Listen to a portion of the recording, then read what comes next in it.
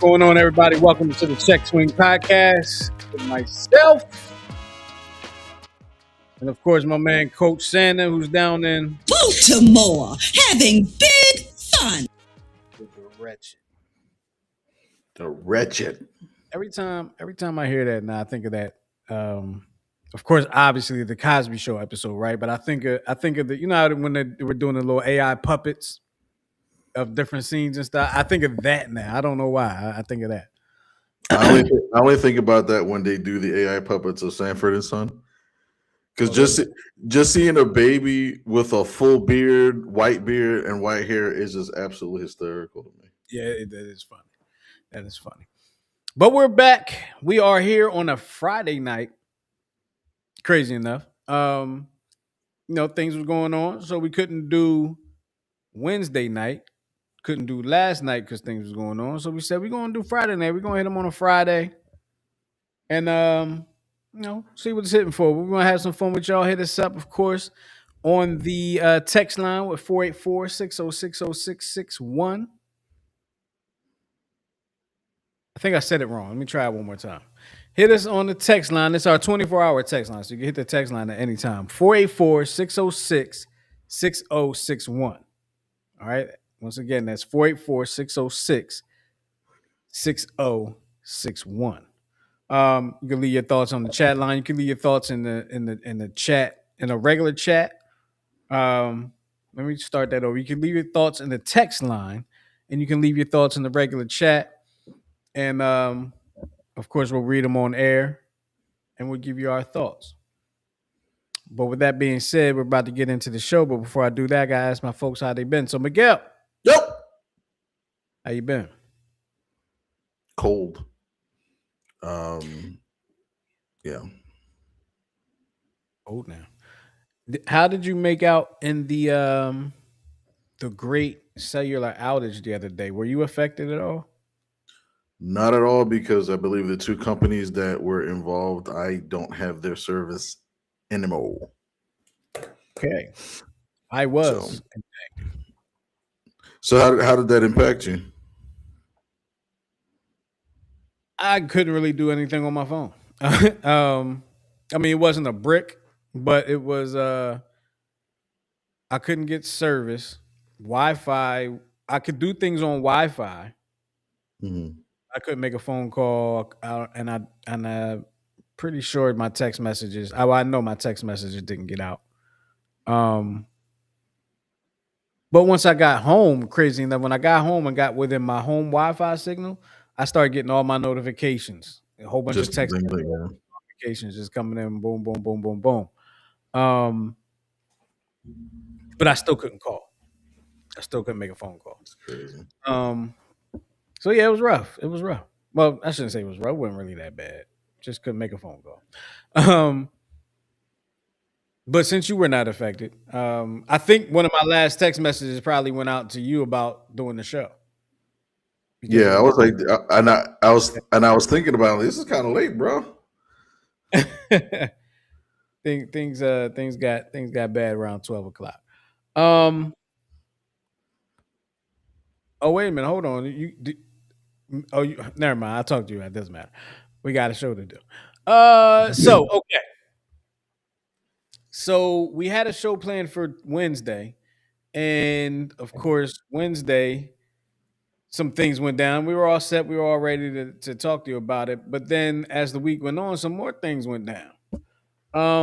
But of course, one of the things we were here ready to talk to you about on Thursday was the Philadelphia Eagles, how they came into 2025 as defending Super Bowl champions and one of the favorites to probably repeat. But their title defense ended on Sunday with a 23-19 wild card loss to the San Francisco 49ers. All right. And the team made it official on Tuesday that Kevin Patullo is out as the offensive coordinator. All right. Now, while the Eagles won 11 games, the offensive regression was undeniable. They dropped from 7th to 19th in scoring.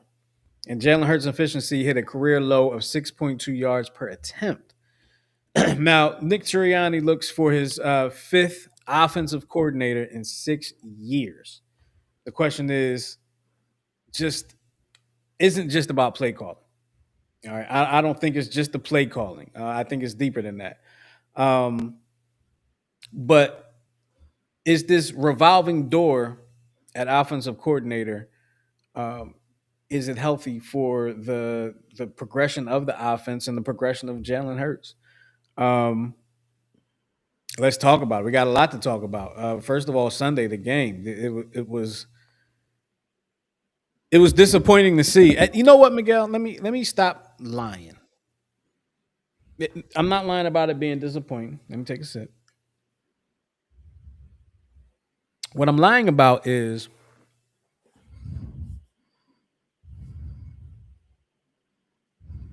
call me crazy, but I was kind of relieved when they lost. I'm probably the only one, but I had a sense of relief when they lost. I don't know if that was the burden of wearing the championship crown. No, I don't wear it, but as a fan that we are the champions. And now the knowing that okay, we're not going to lose this we're not going to lose it in the Super Bowl. We're not going to get all the way to the Super Bowl and disappoint. Um, but it was just I think because it was over, and I just we knew Miguel, like we knew after week one. We talked about it, like it's not right. Something ain't right.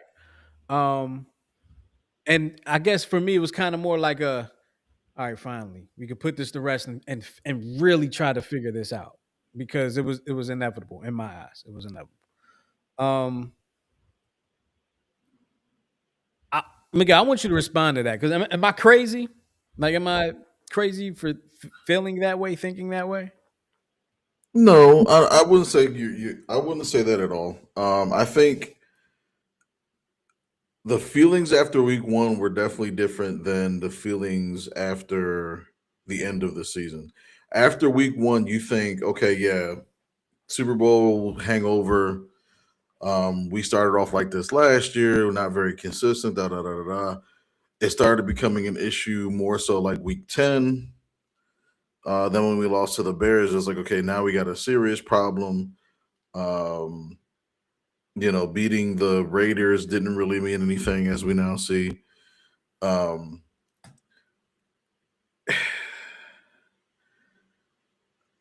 I didn't expect the Eagles to repeat, especially after seeing what I saw throughout the season. But I sure as hell did not expect the Eagles to lose to the 49ers, if for nothing else, because I believe the 49ers had like almost every all pro on both sides of the ball injured or hurt. And you saw the nasty injury to Kittle, and it was like, okay, this is where things turn for us, and we couldn't get out of our own way. The only thing I was really satisfied with was the defense, because the defense in the past used to always fail us, but this year it was the offense. And but yeah, I wouldn't say that you're crazy to think that way. I think people were also getting tired of all the stuff in the media. Is AJ Brown happy? He's sending his cryptic messages, his tweets, all that garbage. Um, so yeah, I was hoping that there would be a big playoff push, and then everything would be all hunky dory, and then, but yeah, that didn't happen. So now the only downside to it is now you get more speculation. And 2 hours ago, there was something that came out that allegedly AJ Brown was asking for a trade as early as as it was that week 3 after the Rams game. Hmm. You And know, that's kind of when the whole social media thing started too. well, and the Rams game was very telling because you remember we were down what 23 to like 6 or whatever in the first half, and there was video of Jalen Hurts talking to the offense scorer like really firmly, and then all of a sudden it was an air show the second half. So it was like, okay, there it is.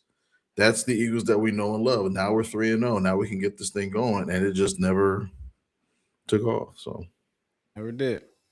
Never did. Um, I want to, I want to remind you of something, I guess, and get your thoughts on it. Earlier, was it earlier this season? Maybe not, I think this was the off season. Was it preseason? I camp in camp. Jalen Hurts said the offense is going to look the way I want it to look. Yet Kevin Patullo caught all the blame. He got all the shots that were fired for the way the offense looked. Did the offense look the way Jalen wanted it to look, or was it Kevin Patullo? Who was pulling the strings? Jalen making the most money in the building. I mean, ultimately, it's the coach that calls the plays, right? And if Sirianni, lets his buddy, call the plays like he does, then yeah, it does have to fall on Patullo. The thing I don't like, and I read about this today, is that now there's rumors that Patullo is not taking the blame for the lack of lack of a better word, the fall of the offense. Well, is he coming out and saying something or? No, it was just grumblings. The same. It's almost like the same thing with the rumor of AJ demanding a trade. Nothing definitive from them, but that was kind of the take. And even when after that incident where people were throwing eggs at his house, um, he did that kind of like passive aggressive, like well, we need to do better at certain looks and certain things. But it's like, okay, well, is that a we thing or is that a Jalen thing? So Who said that? Patullo when he was being interviewed after one of the games, because somebody had brought up the question about the offense, and is it do you see, like, I think the question was, do you see Jalen like regressing, and or no, I'm sorry, it was after, I think it might have been after the Bears loss, and he did one of those, I think somebody was pointing out a play, and he's like, yeah, we have to do better both calling the play and executing the play, kind of sort of thing. You know what I mean? So he's like kind of like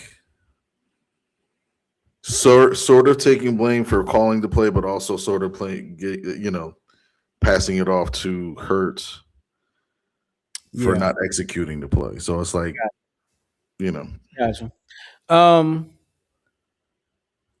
so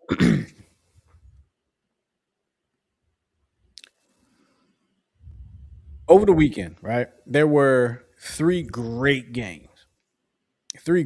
playoff games. You had the Rams and the Panthers. That was a great game.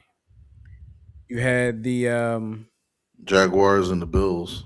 the Jaguars and the Bills. That was another great game. And you had oh, I'm trying to remember. I would have remembered on Wednesday. I had it already on Wednesday.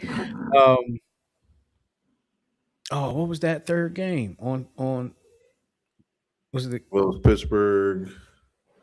the game before the Eagles game? Oh, no, that was Texans. That was Monday night. I keep thinking that. I Oh, keep no, skipping that. The Bears. The Bears. I'm Yeah, sorry. yeah. The Bears Uh, and Packers. Bears and Bears and Packers. Packers. Three great games. Three great games. Yeah, two blowouts. Steelers and Houston, Texans. Yeah. and then the not. I'm sorry, the New England and the Chargers, and then you had the Eagles game, which I don't. That was probably that was the middle game, right? If you're ranking the game, you had the great blowouts. You had the great games, the two blowouts, and then the Eagles game was a 5 point, 4 point game.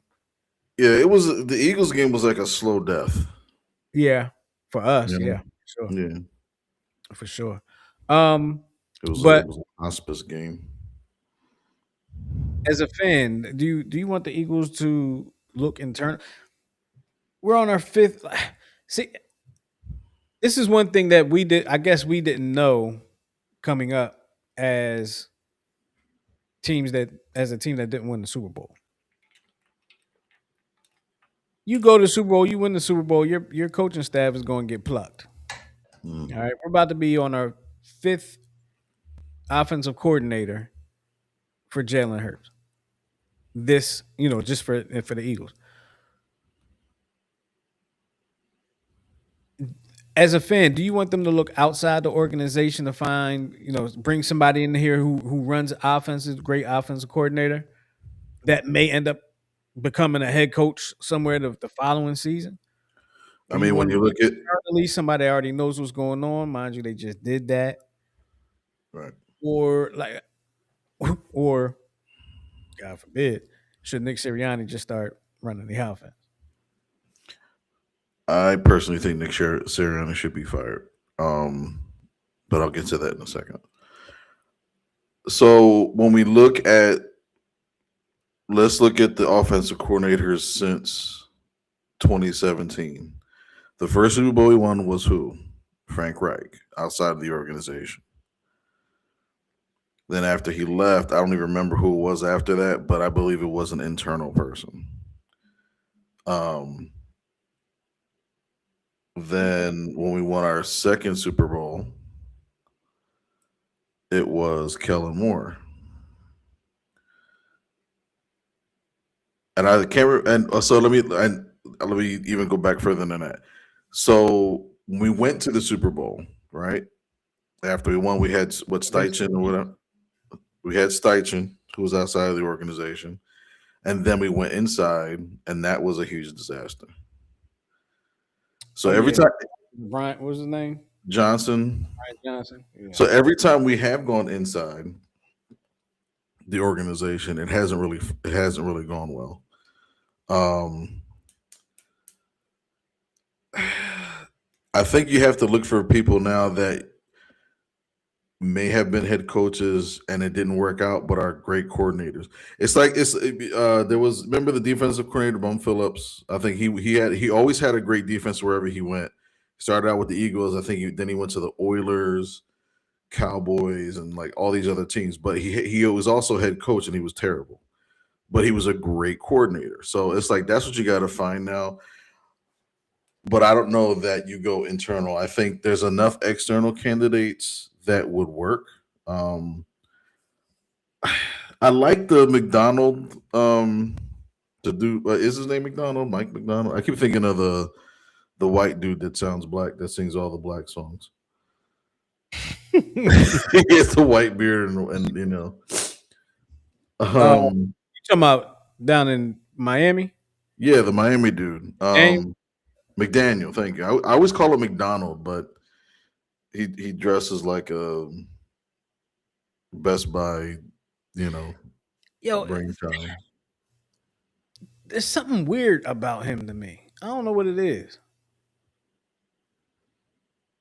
I don't know what it is, but there's something weird about him to me. I mean, But but but I wouldn't mind him being our offensive coordinator. that's what I'm saying. So it's like I wouldn't mind him being our offensive coordinator. I know Dable's name's been thrown around because of his relationship with Devontae and Jalen Hurts at Alabama, and you know the success I, that would, they had I together. wouldn't mind that either. Right. So it's like there's a couple of OCs that I think former head coaches that could stay a while. You know what I mean? I would I would love to find out what the rule is for organizations to not allow coaches to leave. Because I mean, they always say they ask for permission to talk to coaches for head coaching jobs. Why not just say, hey, you sign a contract for 3 years or whatever, you're going to stay the 3 years and we're going to block you from talking to anybody else. It may be a deterrent to hiring the coach, maybe, but I don't know. It just gets annoying the freedom that, you know, somebody can just leave their job but at the same time I get it, it's like getting a higher position someplace else, but I don't know. Um, it would be nice to see Brian Dabo come here, be the offensive coordinator. He's got he's back with Jalen, he's back with Saquon. Eagles win the Super Bowl, just to stick it to the Giants just one more time. Just one more I'm with it. time. Um, real quick, I'm gonna go through a couple things real quick. Stuff that we were going to go over on Wednesday, but I actually forgot to put them in the notes. I don't know how I did that. Um, we all know. I'm stalling 'cause I'm blanking on it. John Harbaugh was ousted as the coach of the Baltimore Ravens, and now he's the coach of the New York Giants. Um, Mike Tomlin steps down as the coach of the Pittsburgh Steelers. Um, and to my knowledge, he has not yet landed another job. Right? I don't even know if he's I like. I don't even know if he's pursuing another job, Yeah, I but don't know if he's pursuing. He might be taking some time away. Um, and so forth and so on. But one thing I did want to get to real quick, um, as we were talking about the offense, I was looking up some stats and I was surprised that the we all know the offense lagged this year, right? But Jalen Hurts' numbers were pretty much better this season than they were last season. I was kind of surprised by that. He had 25 passing touchdowns. He had 25 passing touchdowns this year. What I miss? He had 25 passing touchdowns this year. Um, his completion percentage last year 64.8%. This year 69.3%. Better completion percentage. He had more passing yards this year. That can be explained by Saquon was running all over the place. mhm. But I don't feel like they passed the ball that much this year. Well, but then there's that stat where I think the Eagles led the NFL in the most 3-and-outs. So They led the NFL in 3-and-outs. there's Um, that. now his yards per attempt did go down about a yard. It went from 7.1 to 6.2. And his rushing touchdowns went down from 14 to 18, which is interesting because the tush push didn't work that well this year. And we know a lot of his rushing touchdowns come off that play, the brotherly shove. But you notice more teams are using it and there's less complaining about it. How about that? We'll see. We'll see what happens in the offseason. We'll see there's less complaining about it because the Eagles were not as successful with it. Right. And I truly believe that Mhm. because there was a lot of talk when we were successful with it. Right.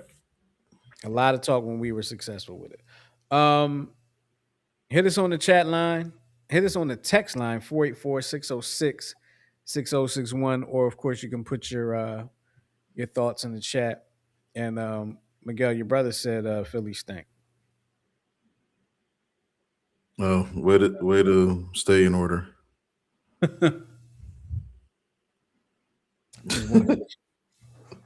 um now I want to say congratulations to Clint Hurt. Clint Hurt. Right? Yes, Clint Hurt. He is the defensive line coach for the Philadelphia Eagles. He was selected to he was one of two one Rewind. of two head coaches for this year's Senior Bowl. I can try to get it together. One of two head coaches selected for this year's Senior Bowl. So congratulations to him. I guess that's an honor, right? Like I don't want to disrespect it, but that's to be selected for that. Yeah. I mean, I saw an article about it, so it's got to be an honor, right? So shout out to him. Getting some love. Maybe he can be our offensive coordinator. He knows what defenses look like.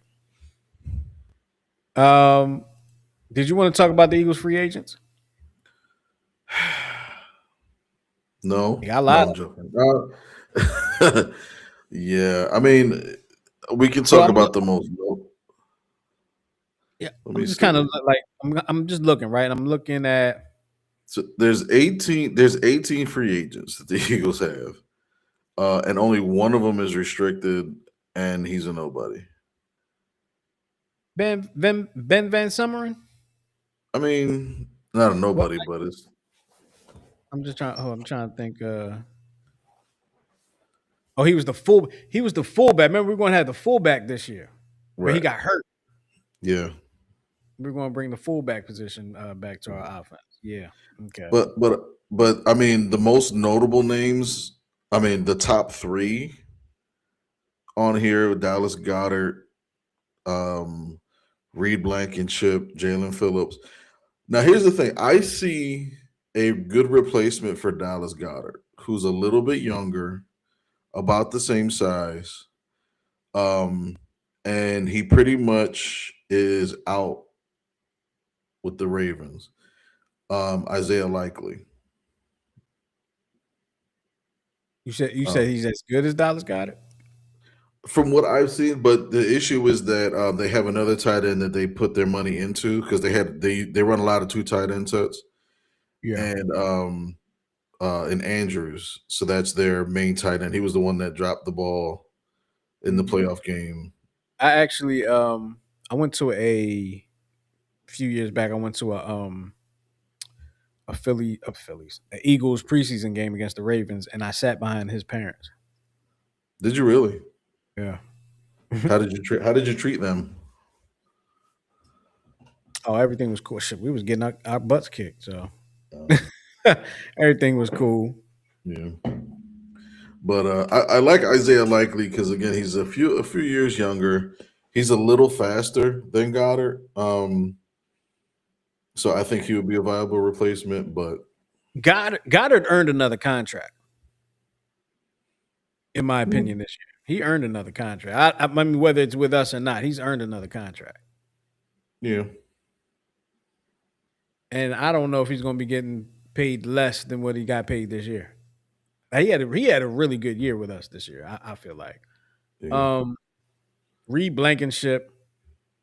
I told you how I feel about him. He got toasted on that halfback pass play, right? Didn't he bite? Was that him? I thought it was. I thought it was Blankenship. I don't even remember. To be It was honest with one of the you, I white knew dudes, but I it was think Blankenship, but I don't remember. It might have been Blankenship. Let us know in the chat, y'all, if it was Blankenship. Um, Jalen Phillips. Be a nice piece. Be a nice piece to keep. Aziz Ojolari.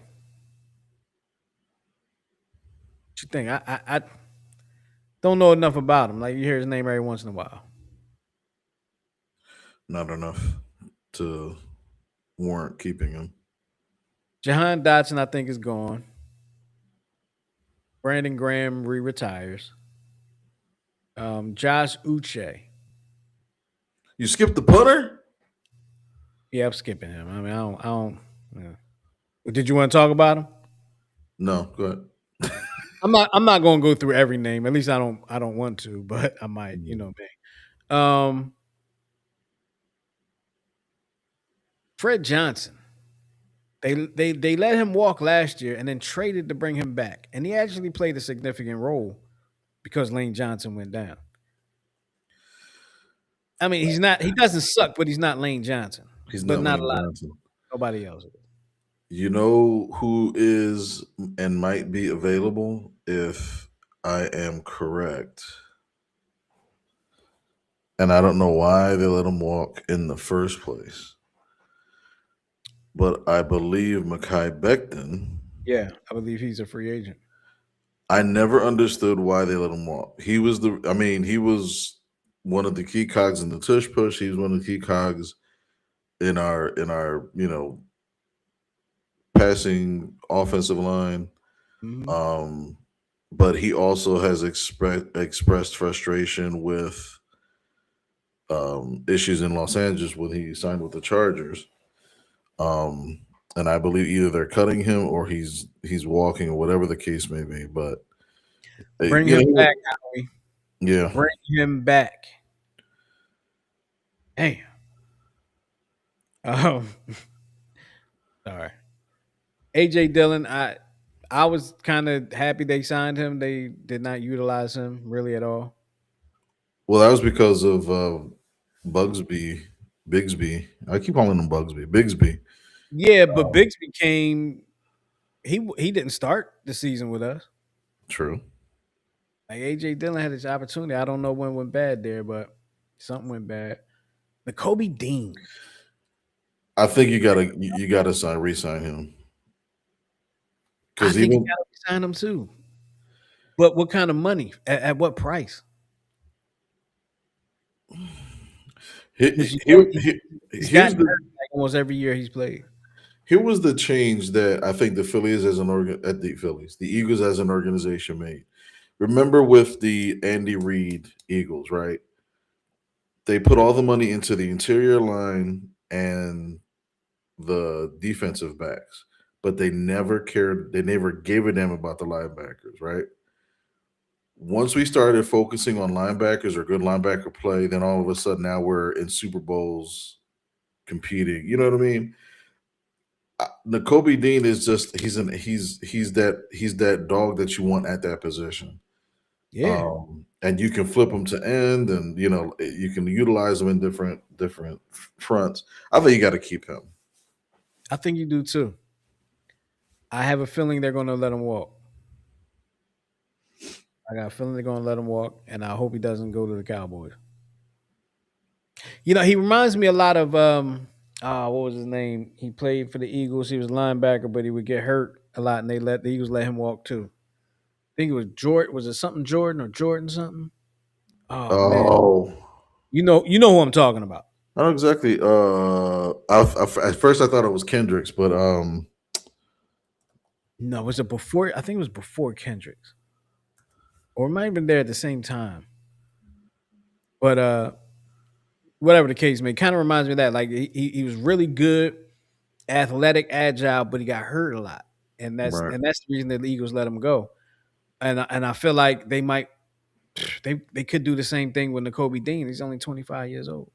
But he only got hurt. He had the one big injury. It was like a pec injury, which was it just took a long time to rehab. I don't recall him being in. He Actually, got he hurt was like in the playoffs. he was yeah he was wasn't he injured his rookie year? Yes, He was injured his rookie year, and then okay. got hurt in the playoffs last year. Missed some time this year. So I, for a team that historically does not invest in linebackers, like they kind of did with these guys with Bond, Dean, which they haven't invested. They invested a draft pick in him. Jordan Jahad, Hicks. uh, Jordan Hicks, Jordan Hicks. That was it. Jahad Campbell. Like they drafted Jahad Campbell kind of to take over for Nakobe Dean.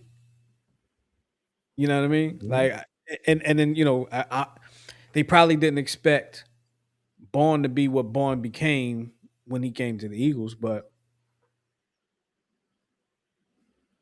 in a perfect world, Nakobe Dean comes back. But I just have a feeling the Eagles gonna let him walk. Um, Grant Calcaterra, is he worth the resign? No. You don't think so? Mm-mm. Yeah, I'm a beast with him on Madden, so my view is a little skewed. Oh. I know what he could be. Yeah, I think based on this list, I would love to see what Jalen Phillips could do with a full season. I don't think we saw enough of him. Like he had a good couple weeks, and then he kind of like faded. But I would love to see him. And I mean, he'll be 20. He's 26 now, so he'll be 27. I would love to see him. I think the only people on this list to resign would be Goddard, maybe Blankenship, Jalen Phillips, and the Kobe Dean. Goddard, yeah. Goddard, Phillips, Dean, yeah. Um, but there was somebody. I feel like if they, I feel like they're going to have to make a choice between Phillips and Dean. I don't feel like they're going to sign both of them because they're probably both going to be around the same price. And I don't think they're going to do that. But I don't know. I'm not the money person, so I don't kill me for that. That's not how that works. I don't know. If it comes down to those two, then yeah, I would lean towards Dean because he's a year younger and he Question is plays. what? If it comes down to like having to choose between Jalen Phillips and N'Kobe Dean, I'd You're go you're Dean. leaning Dean, you're trying to Yeah, find an edge rush in the draft, or yeah, or or a cheaper one in free agency. possibly. I mean, that's what happened with Jalen They're Phillips. both in. I think, They yeah, they because both. I think they're still on their rookie deal. Who's that? Phillips, or he was on the rookie deal. That's why But yeah, Yeah, we got. Phillips. And Phillips was still in his rookie deal. I think. Oh, I'm only assuming because of his age, and he's been in the Oh, league for 4 years. So I'm just assuming. So you get so you It get could be. so you get Goddard, you get Blankenship. Oh, you got to resign the punter. He actually wasn't bad. Um, you get Dean, and then you get Becton out of Los Angeles, and then part of it will get well. Yo, you crack me up how you'll put the accent on stuff. What do you mean?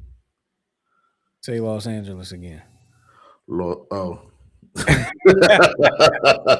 I said Los Angeles. Yes, you did. Los Angeles. But yet can't say Cooper DeJean.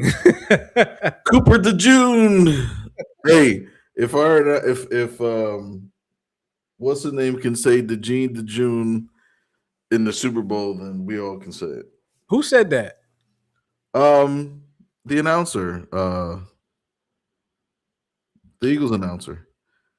He always goes. He always messes up his name on the radio broadcast. Oh, you talking about? Um. I know you're talking about. Let's move on. Let's move on because we got a couple things to get to, and Miguel is stumping me today, y'all. Dun Um, dun dun. let's do this. Briefly, I'm going to talk about the Sixers briefly. Not a whole lot. They're playing right now, actually, against the Cleveland Cavaliers. Got blown out the other night by Cleveland, so I had a whole good spiel to talk about with them because they're getting healthier now, and starting to. You can kind of see them play. You can kind of see the chemistry coming together with the Sixers. You can see that happening now that guys have gotten healthy and they're starting to play together more. Um, and surprisingly to me, and Miguel, you probably don't believe that I say surprisingly, but surprisingly to me, um, and I don't know why it's a surprise when I think about it. Embiid has his numbers have gone up during the year. Like he was averaging something like 18. Now he's averaging something like 25, 28, something like that. Um, and his minutes have gone like everything is going up. So, because I thought honestly, Miguel, I'll be honest with you, I thought Embiid was cooked, and still might be cooked. He might just be having a good run, but he's kind of outside of the numbers. I'm watching what he's doing on defense. I'm watching what he's doing when he doesn't have the ball, and I feel like I see him getting. I recognize him getting healthier. I guess is what I'm trying to say. I kind of recognize the way he plays, the way he was playing the pick and roll, defending the pick and roll as hurt Embiid, as opposed to how he's playing the pick and roll now, and I'm seeing the difference. Um, and the way he's playing it, he looks a lot healthier. He looks a lot more spry. I still wish he wouldn't fall as much, but maybe falling is keeping him from crushing his kneecaps or something. I don't know. Um, yeah, I know. You don't. It's all good. When the Sixers are in the Eastern Conference Finals, I'll come holler at you. I'll Dude, come. you keep doing this to yourself. You remember, what was it last year that you Yes, I said the Sixers were going to be win the championship, and I meant the Eagles. Yes, I know. Oh, you meant the Eagles? Is that Eagles. I meant the Eagles. Um, no, but what I know you don't watch them, so what I'm seeing the improvement. Like I'm actually seeing the improvement in them, which I was not expecting to see as a watcher. I really was not expecting to see it this year at all. so? Um, Would you say that they're getting better in spite of Embiid or getting better with Embiid? Crazy enough, I'm going to say both. And here's why I say that. They've played I feel like they've played so much without Embiid that they've learned how to play without Embiid. Whereas teams in the past relied so much on Embiid that when he wasn't there, they just completely struggled. Now that the offense kind of runs through Maxi when Embiid isn't there, yeah, there's a difference, but the offense is running through Maxi anyway. So it's not hurting them as much. They have a little bit better record with Embiid in there, but it's not that far off. They have a little bit better record with Embiid in there. So and then to kind of put a little more flavor on the question, when Embiid does play, because in the beginning, I think what is it, minutes restriction and all like that, the chemistry was like you was watching, it was like, yo, Embiid is slowing him down. The chemistry ain't there. Take him out the game. Like he's just messing everything up, slowing everything down. Now, with him playing more minutes and him playing more games, um, you can see the chemistry starting to build. He doesn't slow the offense down as much, which is one of the reasons I feel like he's getting a little healthier because he's not slowing them down as much. Um, so to answer your question, I guess it would be yes. Yes. Yeah, Well, yes. I'm reading some reports that he looks healthy. And you already said some of the things as to why, like he looks fluid and faster. But they're reporting that he's looking like healthier than he's been in the last 2 years. And he's without his minutes restrictions since his MVP season. When was he? When did he win the? It was 2 years ago. He won the MVP. Three. Three. Your last year was a wash. The year before that was the year the guy fell on his leg. Hmm. And I think it was the year before that was the year he won the MVP, I believe. Because that year the guy fell on his leg, he was having a hell of a season that year. He was having a really good season, and he was having putting up MVP numbers. Um, but we all know what happened. So Daryl Watson says, "Yeah," and the mixers, and he meant Sixers. Now it is when you're typing, are getting better. He says they are getting better. And I know he watches every game. Oh, he's probably watching the game right now. Which I should have the game on. I usually turn the game on when we're on the show, but it is what it is.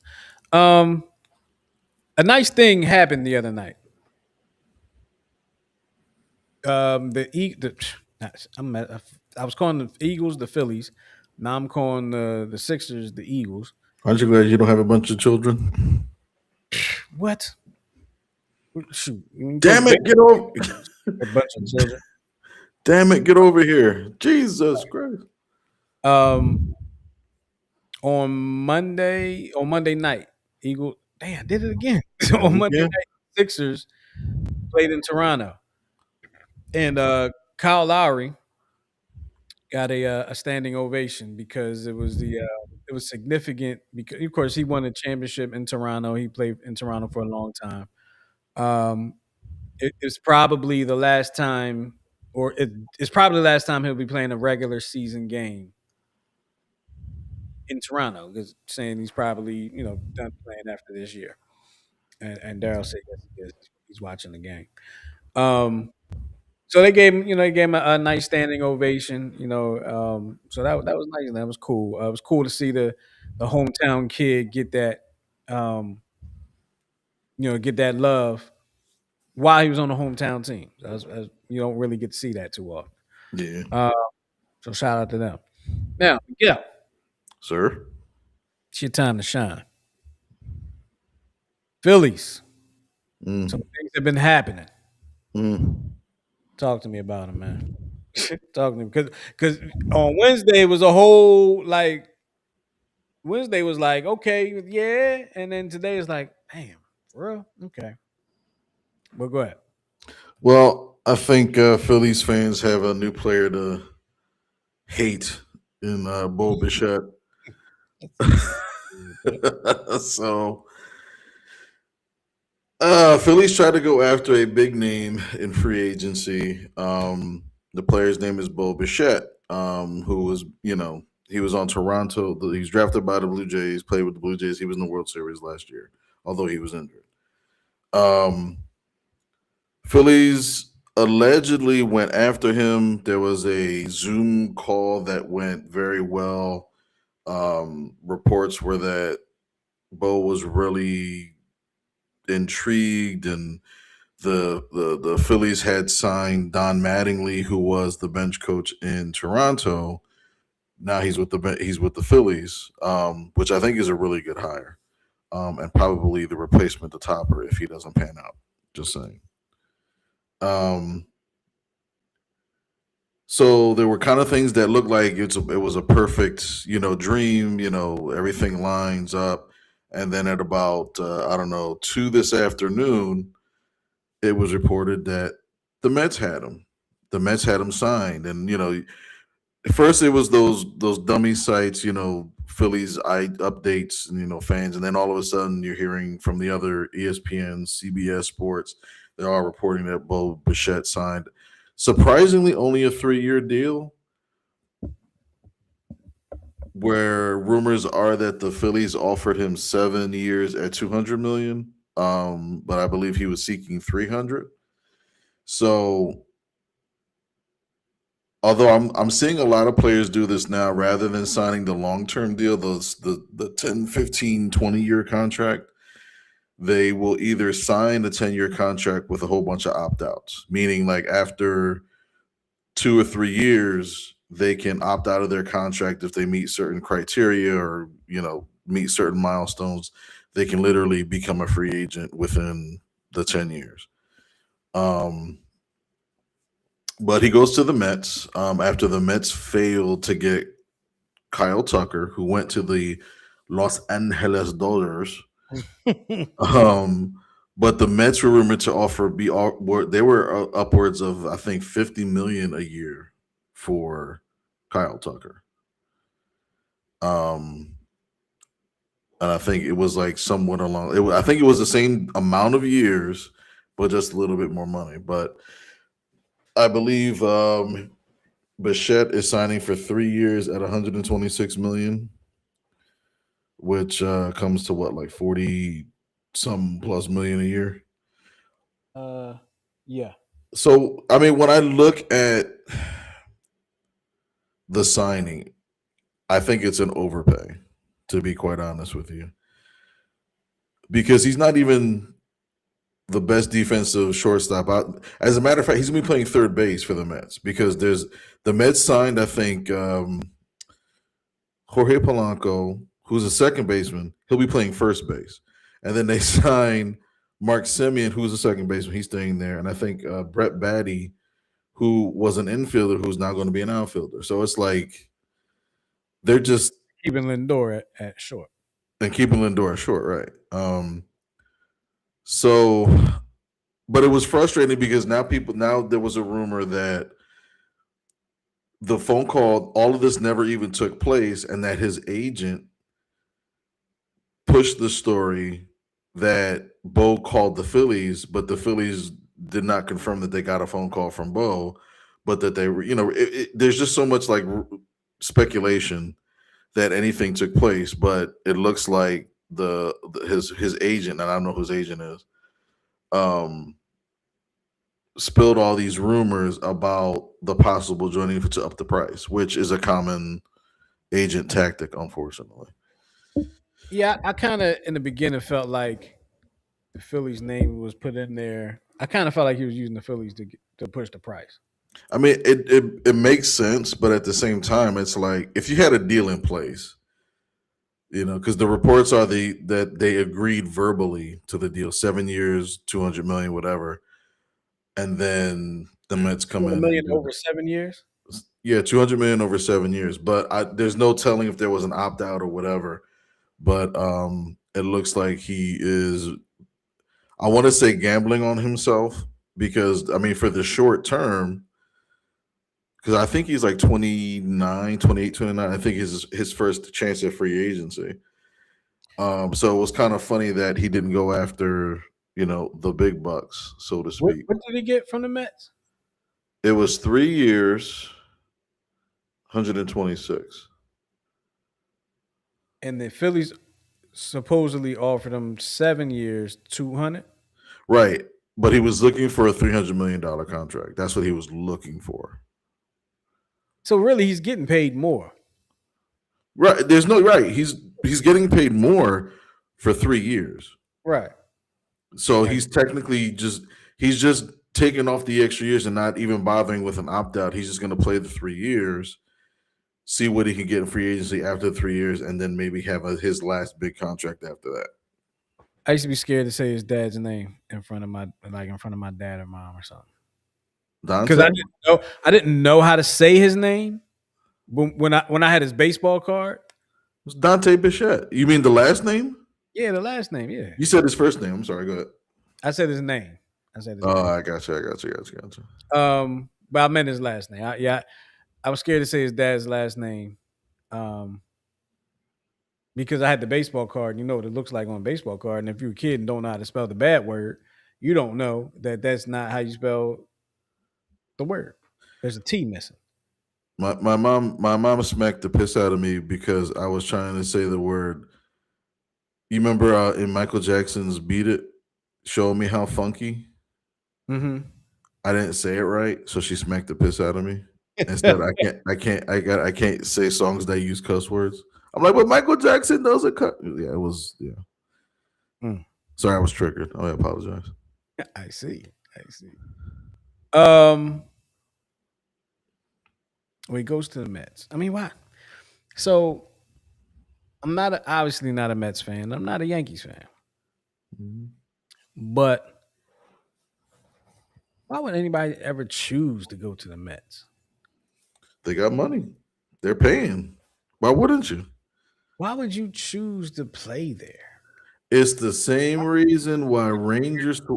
Your baseball career in a Mets uniform. It's the same reason why Ranger Suarez chose the Boston Red Sox. 5 years, $130 million. I'm okay. That's Boston. Yeah, but That's the Red Sox. Boston is notoriously to this day is notoriously racist. Okay, I get that. I'm not talking about that. I'm talking the Mets. Like the Met like you're the other team in New York. Always have been. The other team. That other team that people go to the games because they don't want to go all the way to Yankee Stadium and you're closer. Why? Come on, man.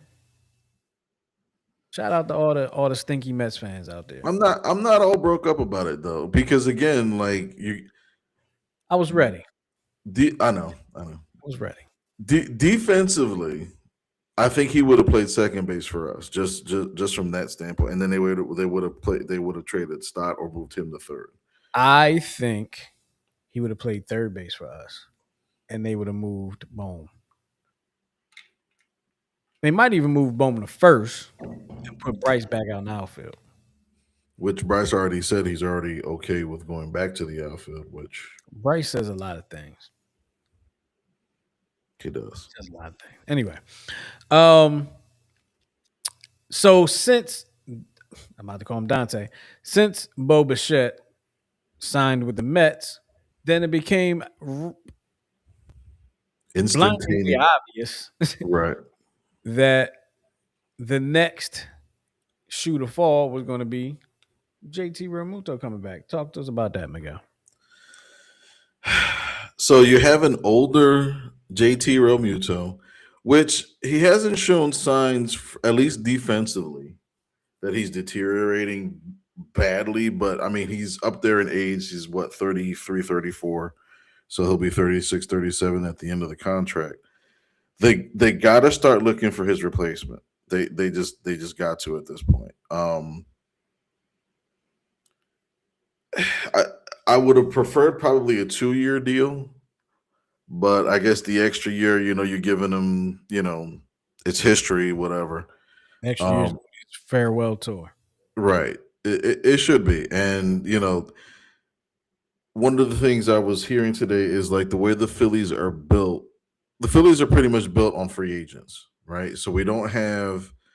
We traded the one catcher that we had in our system that was young, that was a great defensive player, and had a good bat. We traded him for our closer, Duran. So it's like, you know, and we only got a glimpse of him because of him coming in the second half of the year, and we didn't really get to see a lot of him. So we'll see a lot of him this year. But Eduardo Tate, or Tiat, however you pronounce it, he's now in the Minnesota Twins organization. He was moving up through the system fairly quickly, and I think he was only like 19 or 20 or whatever. But yeah, the Phillies are predicated on free agents, and it's like there's nobody, there's no big catches in the system. I'm hopeful for Rafael Marcan, especially because he's a switch hitting catcher. And it's funny because he only hits at the big league level. He can't hit for anything at the minor leagues, but when he comes up, He you hit know, that big leagues this year. yeah, and defensively, he's not bad. I definitely see him playing more, and I think you need him to play more so you see what you got in him. You know what I mean? Is he a viable replacement for JT Realmuto? And there's no denying the importance that JT Realmuto has had on the pitching staff, being able to call games, being able to give pitchers their confidence, and what he's been to Zach Wheeler, and all that. But the lifespan for a catcher in these days, he's about at that capacity. So it's time to start. He'll probably be playing some first base this year or outfield. I mean, he's fast enough for outfield. So, but Yeah, he got the speed, but he's slowing down. I think Kyle Riley was the catcher with the leading stolen bases, wasn't he? probably. Probably. All right, so let's do this. It's Friday night. Let's have a little bit of fun. Miguel has put some videos together for y'all, and of course, he's going to be stumping me a little later on after that. So, Miguel, are we does the first video need any type of introduction, or what we doing? All right. So the first video is the reaction of a Chicago Bears fan, and I'm sure we've all been there. Because I think that game came down to one of the last plays of the game, and this was his reaction.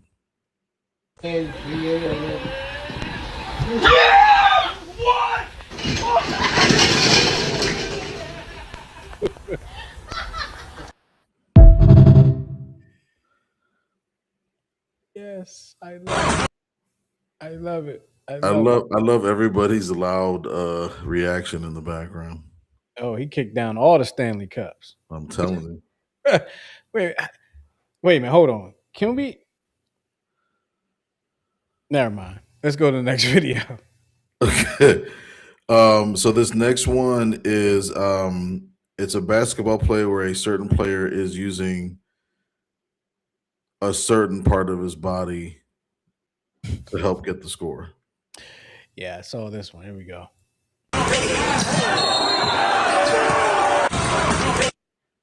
What?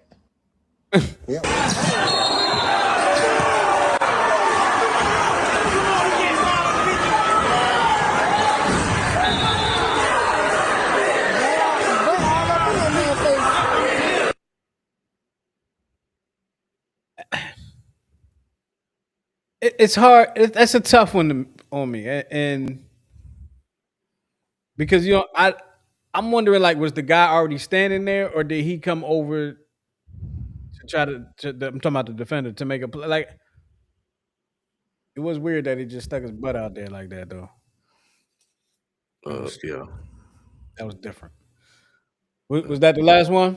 No, I'm gonna show the last one is, and I think you actually sent this to me, but this was the where is it? That's the button. I only That's send the out button. top notch videos, so it must have been Only top notch. good. Only the best of the best. Hit You my know, sent box. for those for those for those interested in the sport of hockey, in my personal opinion, this is the only way that hockey should be enjoyed. Hit the play button, sir.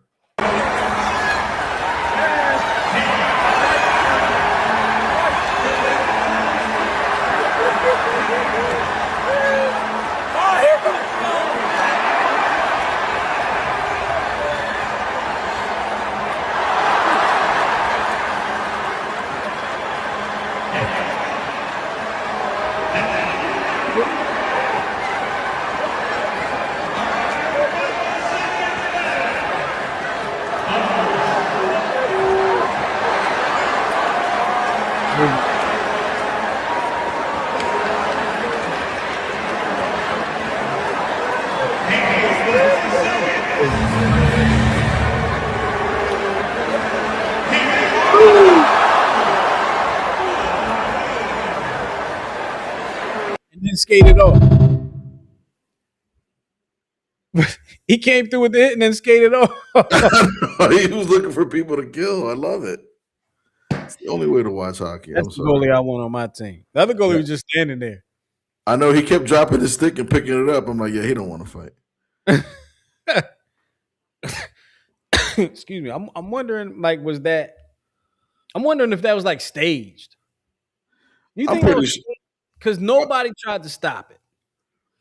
Well, I mean, how could you stop like all 10 people fighting? Not not one adult came out there. Not one. Right. Like, I'm just like, that had to be staged, right? Yep. And then the one kid started beating on his own team. I know. He just wanted to fight anybody. That was funny. He's just gonna start punching on whoever. Like, whatever, we're supposed to fight. Okay, let's fight. I don't think he understood the assignment. No. Yeah, that was a cool one. Yo, this better be easy.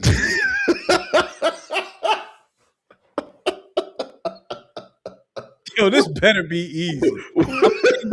So y'all, so we've come to the portion of the show where Miguel stumps me, or at least attempts to stump me. And what he Wow. does is he selects a player that has some type of ties to Philadelphia, whether it be football, basketball, baseball, hockey, whatever the case may be.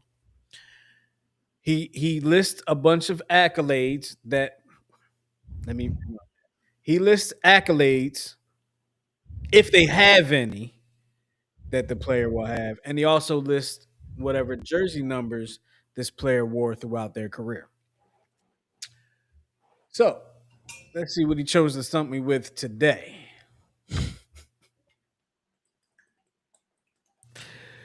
One-time All-Star wore number 9 for the Phillies. And I Yes. feel like if I ask questions, it's going to just give the answer up. But I have to ask. Well, first, let me ask this: is it Kevin Stocker? No. Okay. Ew. I don't remember what number he wore, but he was an All-Star one year, wasn't he? I believe so, but not by choice. Yeah, it was. He wore number 19. Gotcha. Okay. All right. What is the career like? Is this person still playing? What's the career? Well, they're not still playing because part of this game is that it has to be a retired player. Oh, So okay. I never give you A former player. the Gotcha. yeah, it's always a former player. So their career spanned literally 6 years. You said how many? 6? 6. All with the Phillies. All so yes and no. Technically, he had so no. And the reason listen. I'm listening. I'm listening. Go ahead. Go ahead. He said, yes and no. He had so at the when he was done with the Phillies, he was invited to He had the training invites that they usually give minor league contracts to with the Blue Jays, but he never made the squad, and then he retired after that. So technically, he was also a member of the Blue Jays, but only for spring training, so it doesn't count. That's why, because he doesn't have a jersey number for the Blue Jays. What was like? When did he play? What were the years of this person's career? He played between 2010 and 2015. Damn. What position did he play? What would Outfield. yep. Outfield? Outfielder that spent their entire career with the Phillies, and when he was done, got invited to Toronto, didn't make the big league club, or didn't make the team. Outfield.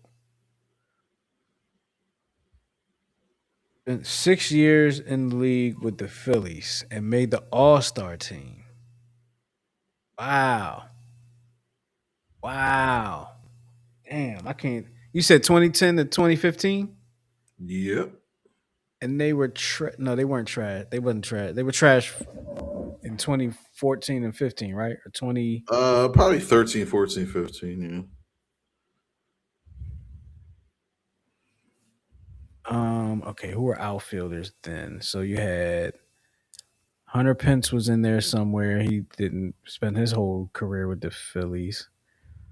You had Jason Worth in there somewhere. He was not him. You had Raul Ibanez in there. Some no, you didn't. You had uh, damn, I can't. I don't know why. I don't know why those years for the Phillies for me are so hazy. I don't know why. Because they were the non-play. Well, other than 10 and 11 and 12, I guess they were non-playoff years. And he made an All Star team. Did he get voted to the All Star game, or did he just go to the All Star game because somebody has to go? He got voted. What kind of hitter was he? He was a contact hitter. Because when you look at his stats, he didn't strike out a lot, but he had one good month, and that's what got him into the All Star game. I got it. I got it. I shouldn't have given you that clue, but I got I got it before you said one good month. I got it. But that solidified it for me. okay. That's for Don Brown. Dominic Brown. Forgot about Don Brown. So Don Brown actually has a baseball organization, a travel team. Hmm. I think my organization actually played his team once or twice. I think we beat him once and lost to him once. Yeah, when we were coaching with the whatever it was, Yes. I talked to him a little bit. Yeah. I saw him. I'm like, that's Don. I think that's Don Brown. Yeah, I kept walking back and forth like that's Don Brown, ain't it right? Ain't that Don Brown? Um, Speaking of former organizations, did you see? And I don't. It looked real to me. I don't think it was fake. An organization that we both coached with had a 16-year-old, and I should. Yes. Did you see that? 103 miles an hour. I saw 101. I didn't see. 101. I'm sorry. Yeah, it was 101. It's like damn. And there's more. Yes, 116 years old, 101 miles an hour. Mhm. Wow. I want to know what school he goes to so I can make sure he is not on our schedule. I do not want to see him. I want to see where he's at in 3 years. I said the same thing to somebody else. And I only say that because the feedback that we as coaches are getting, and the things that I'm reading in like magazine articles, and especially about college baseball, is that the coaches at the D1, D2 level are tired of the power arms because they can't pitch. They just simply can't pitch. They want to go back and find actual pitchers that can get out of jams, pitchers that can, induce the ground ball double play, stuff like that. But all these power pitchers, they're blowing their arms out. They're tired. You know what I mean? They're not. They don't know how to, formulate a good pitch sequence. You know what I mean? Like, Yeah, a lot of these coaches now want the pitchers to be able to at least hit 90 for them to come to the program. Excuse me. Um, and then they want to see if you actually have command, because right. even the videos that I saw of said pitcher, I didn't see a strike. I'm sorry. They were. I mean, it was impressive. I only saw the one video, and that one looked a little off the strike zone, but it looked swing inducing. Like it came Okay, across. You know what I right. mean? It didn't stay outside. Um, but yeah, it's pretty. I mean, that's impressive for a 16-year-old. It is. Scary because I hope he doesn't tear anything up. Now I hope he's able to stay healthy. Right. I'm just scared to see a kid throw that hard that early, and I'm wondering what else he might throw because all that Hmm. power. But I've seen kids throw in the 90s that early, and I haven't heard anything about them. There was one kid based out in Jersey. His name was Nazir Mule. Hmm. Got drafted by the Cubs, and he already has Tommy John. Already blew his arm out. What's crazy? Like I was following him on social and all like that for I guess since he was a sophomore, maybe Mhm. maybe freshman. Because I thought he was coming out of high school one year, and then he ended up coming out like a year later. Anyway, I was surprised that he was drafted to pitch. I was surprised he was drafted as a pitcher. Well, I mean, he Not had because great. I didn't think he could pitch. I just thought he was very good in the field at other positions, and He was and a the bat was good too. and I think he was a shortstop and an outfielder in high school, right? Yeah. So I was surprised that he got drafted to be a pitcher. I mean, I guess the good thing is if it doesn't work out with his arm, then he can go back to the field. So that's the Hopefully, hopefully he can. yeah. For his sake, hopefully he can. Yep. Um, all right. Well, look, I guess we're gonna get up out of here, man. It's about that time. We done taken up enough of y'all's time. Any last words, Miguel, before we get out of here?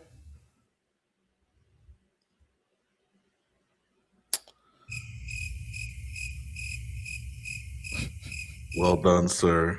Well done. You've been waiting a long time to use that, haven't you? Yeah. I don't know what I did. Okay, there we go. I can't Uh, hear it. That one I can't hear for some reason. dude, it's loud as hell. Yeah. A loud ass cricket. It's the end of the week, so I'm all out of words. I used all my important words on Wednesday, so Okay. That's what's up. That's what's up. All right, but look, we're gonna get up out of here, man. Enjoy for those that have the opportunity to enjoy your 3-day weekend or more. I hope everybody enjoys that time. And there is for the people in my area, there is an event at Penwood High School, a Martin Luther King Day of Service event, where volunteers are going to the high school to um, create hygiene packs for those in need. So if you have any items, travel size items that you would like to donate or anything like that, you can't do it this weekend, but you can do it on Monday. And if you go over there between 9 and 12 on Monday morning, you can go ahead and donate and volunteer if you would like. All right. But with all that being said, we're going to get up out of here. Appreciate y'all hanging with us here on the Check Swing Podcast with myself and, of course, my man Miguel down in Baltimore, having big fun. We're going to talk to y'all next week when there's a whole lot more to talk about. All right. We love y'all for loving us. Peace.